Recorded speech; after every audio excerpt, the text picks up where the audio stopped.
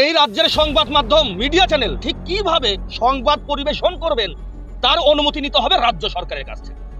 রাজ্য সরকার বলবে তুমি এভাবে কথা বলতে পারবে না, কথা বলা যাবে না।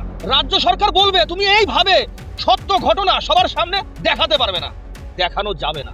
রাজ্য সরকার বলবে তুমি এভাবে চিৎকার করতে পারবে না, মুখে সার্জারি করতে হবে। মগের মূল্য পেয়েছে নাকি রাজ্য সরকার? আপনারা গতকাল দেখেছেন এই ভিডিওটা, যেখানে রিপাবলিক বাংলার একটা শো, যেটা রাস্তার মাঝখানে করা হয় বিভিন্ন স্থানে।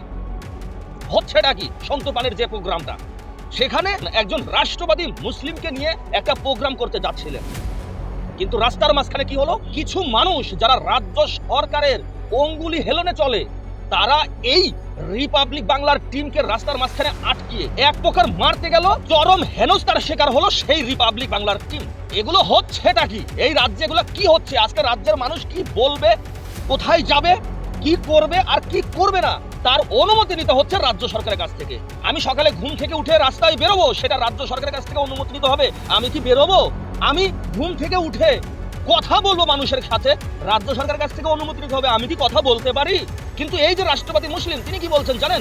শুনুন, তার মুখ থেকেই শুনুন। আমি মহিদুল আলী মণ্ডল।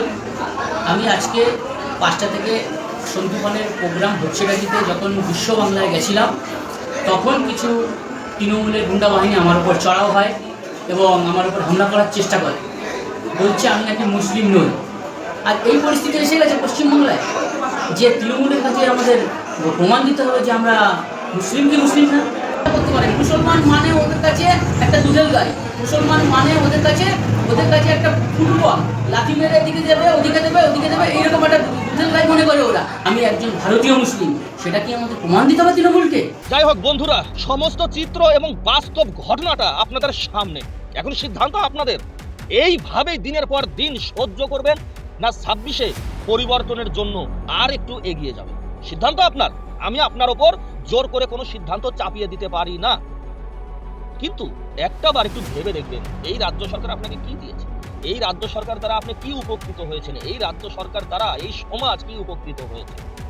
এই সমস্ত বিষয় একটাবার ভাববেন। আপনার সন্তান এবং আপনার সন্তানের জন্য আগামী দিনের কি ভবিষ্যৎ অপেক্ষা করছে সেটা একটু ভাববেন।